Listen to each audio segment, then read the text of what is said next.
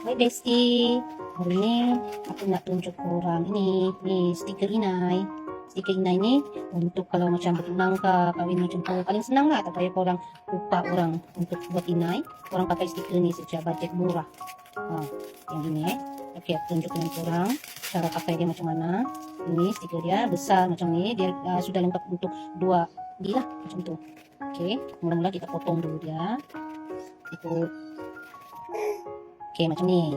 Sudah siap. Lepas tu, okey, buka stiker. Macam ni. Dah buka. Okey, kita lekat. Lekat di sini.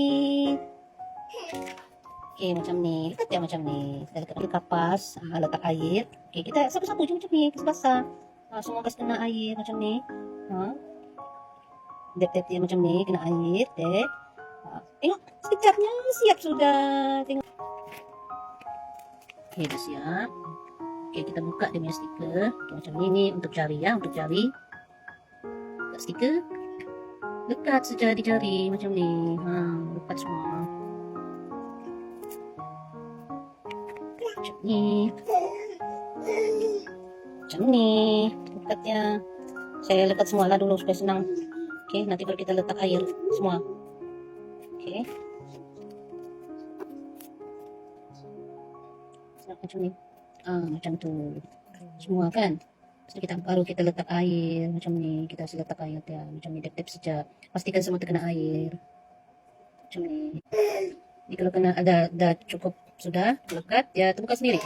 Nampak? Dia terbuka sendiri. Macam ni. Senang kita. Selesai dah. Senang dia sekejap saja. Tak lama pun. Kan? Sendiri pun boleh pakai. Kalau untuk yang pengantin yang bertunang tu, sendiri pun boleh pakai. Okey, ini aku pakai yang ni pula. Yang besar ni. Panjang ini memang satu set lah untuk sebelah tangan, sebelah jari itu. Untuk sebelah jari yang ini. Okay, kita buka, kita tampal saja. Tampal macam ni.